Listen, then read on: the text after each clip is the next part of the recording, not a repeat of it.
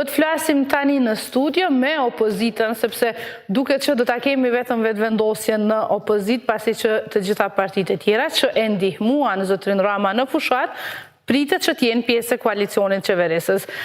Faleminderit zotri Gzim Sveqlla që jeni sonte me ne. Faleminderit juve për ftesën. Vetëvendosja do t'jetë opozit, tashmë nëse në mandatin e kaluar keni qenë me PDK në gjysmë të rrugës, do shta edhe kësaj radhe në gjysmë të rrugës gjërat mund të ndryshojnë, por fillimisht do t'jeni vetëm ju. Nga ajo që po shihet. Veç për sqarim me PDK-n kemi qenë të dy palët në opozit, jo që kemi pasur ndonjë koalicion me... Po mendoja si parti në opozit. Po, është e vërtet kjo.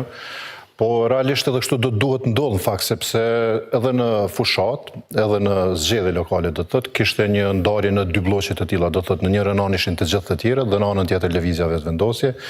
Prandaj edhe një rreshtim i tillë në kuvendin komunal, mbase është edhe rezultat logjik i gjithë procesit, pavarësisht se deklarimet publike të disa prej atyre subjekteve nuk kanë qenë që janë në përkraje të zotit Rama, por realiteti e dëshmoj që faktikisht të gjithë kanë qenë duke mbështetur përparim Ramën, është fjala për balotazh, dhe si rezultat i kësaj edhe përparim Rama u zgjodh kryetari i Prishtinës edhe për një mandat 4 vjeçar. Ne e pam në material që zotri Kupina po përmendet si një emër që mund të jetë sërish kryesues. Ne dim që ai ka qenë fillimisht me LDK-n, pastaj është larguar nga LDK-ja, tashmë me lidhjen për Prishtinën ka 4 ulse në kuvendin komunal. Do ta përkrahani ju nëse emri i tij në seancën që do të mbahet të javën që vjen, ku do të bëni betimin si këshilltar komunal dhe pritet të zgjidhet edhe kryesuesi, do ta votoni zotrin Kupina nëse është...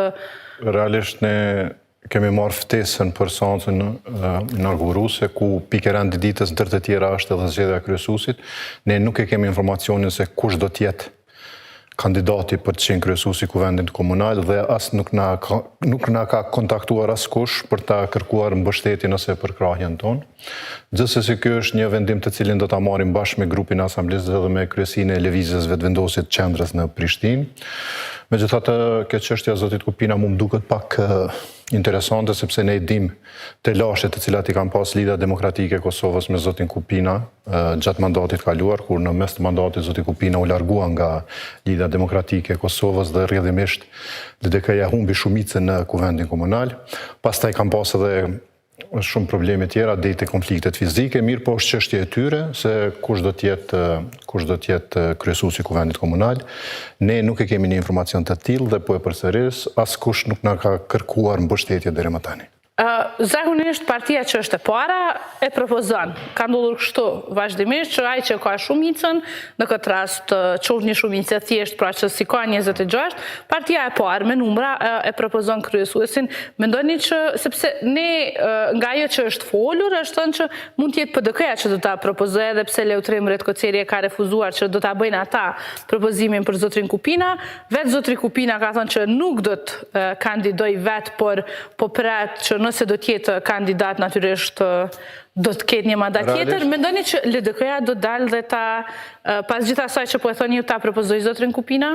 Realisht, me legjislacionin në fuqi, i lejohet çdo asamblisti, çdo grupi të asamblesëve që ta propozoj kandidatin për kryesues të kuvendit. Do të pa marrë parasysh kush është subjekti i parë, mundet edhe asamblist individual që është, i vetëm mundet edhe vetveten ta propozoj. Pastaj në procedurat të parapara me ligj se si zgjidhet kryesuesi i kuvendit. Nuk e di, po them, nuk kam informacionin e duhur dhe nuk duhet shumë spekulimi se a do ta propozoj PDK-ja zotin Kupina apo LDK-ja zotin Kupina, apo do të jetë i propozuar zoti Kupina. Ai pas ka mohuar personalisht. Në anën tjetër PDK-ja sipas asaj që thatë ju, ka mohuar se do ta propozoj. Do thotë po evitohen disa mundësi, mirë, po për neve realisht është njësoj a e propozon PDK-ja, a e propozon LDK-ja. U dëshmua në zgjedhjet e kaluara që këto të dyja kanë qenë bashkë në balotazh dhe ne i llogarisim si oponent politik në kuvendin komunal, andaj pak ka rëndësi se kush kënde propozon. Pse mendoni që ju po thoni u pa që ishim bashkë, megjithatë ne nuk i kemi parë? Pra zyrtarisht nuk kemi një koalicion të bërë publikisht mes LDK-s dhe PDK-s, duke që edhe qeverisje në Rama 2 nuk do të shohim deri pas zgjedhjeve, sepse do të ketë persona që do t'jenë në garë për kuvendin e Kosovës, pra a mendoni që njëra nga këto parti nuk dëshiron që para 28 dhjetorit të tregoj që është në koalicion me tjetrën, pra mes LDK-s dhe PDK-s, sepse natyrisht deri tash ne do duhet të kishim këtu zotrin Muana e kemi pasur në kryetarin që ka thënë që janë në bisedime me PDK-n, por PDK-ja vazhdimisht na thotë që ne jemi duke u marrë me 28 dhjetorin dhe jo me Prishtinën. Do më thëtë vazhdimisht jemi duke folur në sferën e spekulimeve ose thashëthëmave ose atyre çfarë kemi dëgjuar në qytet. Do ta bëjnë zyrtare koalicionin ose bashkëqeverisjen para zgjedhjeve ose pas zgjedhjeve është çështje e tyre, mirë po unë mendoj që nuk mundet askush ta mohon mbështetjen që ka pas përparim Rama dhe Lidhja Demokratike e Kosovës nga ana e Partisë Demokratike të Kosovës në kryeqytet në balotazh. Javën e fundit të balotazhit, para ditës së zgjedhjeve, ka pas angazhim më të madh në shtabin e PDK-s në Prishtinë se sa vetë në shtabin e LDK-s. Ne kemi miq shok edhe në PDK edhe në subjekte tjera dhe kam pas takimet brendshme ata ku është kërkuar mbështetje për përparim Ramën. Do thotë që nuk mundet me mohu askush. Tash çështja e tyre se kur do ta bëjnë publike, se a do të ruhen që kjo mos bëhet publike për shkak të zgjedhjeve nacionale që janë me 28 dhjetor, është se si e kanë menduar ata. Mirë po nuk mund më jam shef opinionit, nuk mund më jam shef qytetarëve të Prishtinës se ata janë bashkë në këtë betejë. Nuk mund me mohu që përparim Ramën në vitin 2021 e ka zgjedhur mbështetja për kraja Uran Ismailit, për cilën ai gjatë fushatës, gjatë rundit parë, në një farë mënyrë kërkoi falje që e ka sjellë përparim Ramën në pushtet, ndërkohë një muaj më vonë prapë mbështeti përparim Ramën për ta sjellur në pushtet. Kjo do të thotë është e pamohueshme, e din gjithë qyteti, po mendoj që në këtë fazë jemi pak ka rëndësi kjo. Është e rëndësishme që në qytet të fillojnë punët, është e rëndësishme që Prishtina të del nga ky kaos në të cilin e ka futur zoti Rama për 4 vitet e kaluara. Dhe ishin protestat e kompanive transportuese, qoftë publike, qoftë private, që e morën vëmendjen dhe natyrisht edhe njëherë dolin le të themi në pa, u ngritën ato akuzat, kemi bërë blokada ju, keni bërë blokada ju, pra ishin nga të dy anët për të sqaruar mirë. Çka mendoni që qytetarët kuptuan nga kjo që ndodhi pastaj votimi në kuvendin komunal, ju shkuat sërish pra përbërja e vjetër, ju do t'jeni edhe të reja, por kemi këshilltar komunal që shkuan sërish që nuk ka ndodhur ndonjëherë më parë, pra që pasi që të zgjidhen të rinj, por natyrisht ishin në fuqi për shkak se nuk jeni betuar sërish. Realisht kishte një tentativë të përparim Ramës, me gjast të iniciuar dhe të mbështetur nga kreu i LDK-s Lumir Abdigjiku, që në racionin që e ka pas në zgjedhjet lokale për blokad nga niveli qendror, ta bëjnë edhe në fushatën për zgjedhje nacionale. Por presioni i grevave të punëtorëve, në këtë rast i trafikut urban dhe presioni i qytetarëve, i mediave gjithsesi, ndikoi që zoti Rama më në fund të tërhiqet dhe t'i merr veprimet cilat ka mundur t'i merr fare pa ardhur në këtë shtat ku jemi.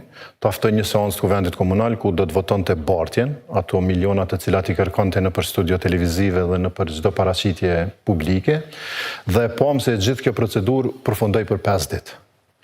Do thotë i tëri një narracion i ngritur për muaj të tërë, një kauzë rrejshme e përparim Ramës dhe Lidhjes Demokratike të Kosovës u fundos për 5 ditë me 2 veprime, thirrjen e seancës të jashtëzakonshme për bartjen e mjeteve dhe alokimin e këtyre mjeteve nga Ministria e Financave.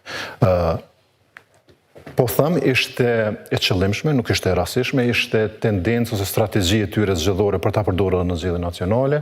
Tashmë unë shumë besoj, jam i bindur që qytetarët e kanë kuptuar këtë, sepse ndryshe nuk do të ndodhte që të mbesim 9 ditë pa autobus për herë të parë në Prishtinë, qytetarët mos jenë në gjendje ta shfrytëzojnë transportin publik, dhe pas 2 veprimeve administrative, seanca dhe bartja mjeteve, çdo gjë u kthye në realitet. Këto të dyja dëshmojnë që bëhej fjalë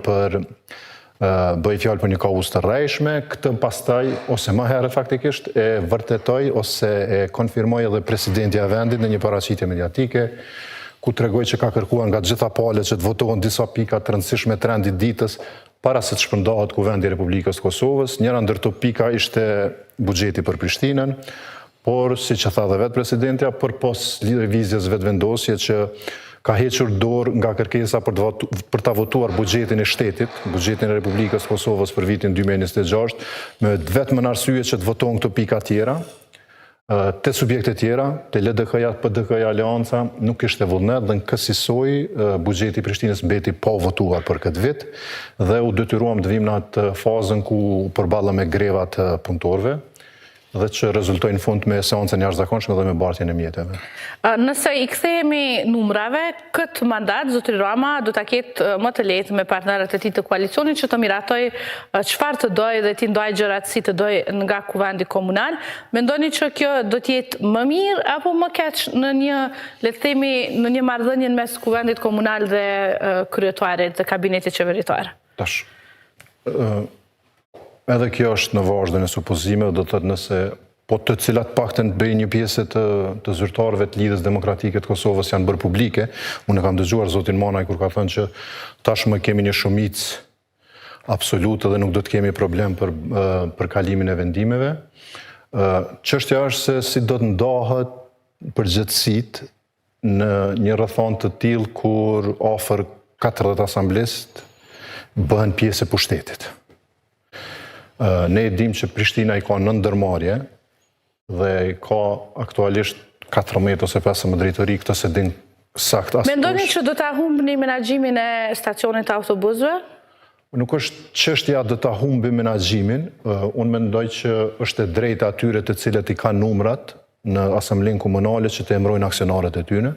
Ne stacionin e autobusëve kemi marrë për një kauzë që ka qenë ta largojmë tendencën e përparim Ramës për ndërtime të larta në stacion të autobusëve. Ja kemi arrit e gjatë kësaj faze, përpos që kemi mbrojt këtë kauzën tonë, kemi arritur edhe ngritjen e performancës të ndërmarrjes, kemi bërë rritje të pagave për punëtorëve, kemi bërë investime në stacion e autobusëve dhe aktualisht i kemi nga informacionet e fundit për mbi 1.100.000 euro në llogarinë e stacionit të autobusëve, për herë të parë kështu ka ndodhur. Po, të kthejmë të kjo që thatë ju, do të mendoj që është e drejtë ati që i ka shumicën që t'i emëroj aksionarët.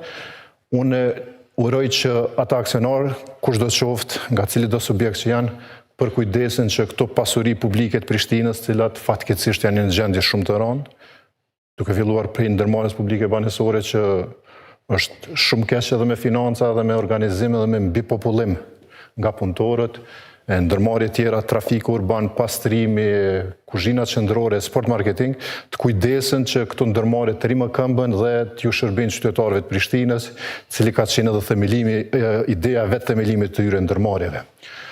Tash në një situatë kur kemi një numër kaq të madh të subjekteve politike në pushtet, gjithmonë po nisemi nga fakti nëse arrin që gjitha të tjera të subjekte, largoj lëvizjen vetëvendosje dhe partin guxo, të jenë pjesë e ekzekutivit në Prishtinë, atëherë unë mendoj që kjo do të paraqet probleme, të cilat mos në fillim, pas një kohe do të vinë në pa, ku do të lindin pakënaqësi të shumta dhe ku përsëri do të ketë telashe mjaft mëdha qoftë me stabilitetin financiar të ndërmarrjeve, qoftë me realizimin e projekteve në kryeqytet.